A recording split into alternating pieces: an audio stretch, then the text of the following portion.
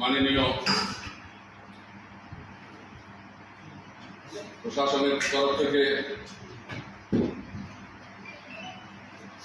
আপনার বাবুকে এবং আমার ভারপ্রাপ্ত বাবুকে আন্তরিক শুভেচ্ছা, সালাম বা আদব বা নমস্কার এবং উপস্থিত জিন্দা মুক্তাকি কলেজের ভাই সকলকে জানাই আসসালামু আলাইকুম ওয়া রাহমাতুল্লাহি ওয়া বারাকাতুহু। আমাদের কুশলপুর লেভেলে যে সমস্ত এলাকায় বা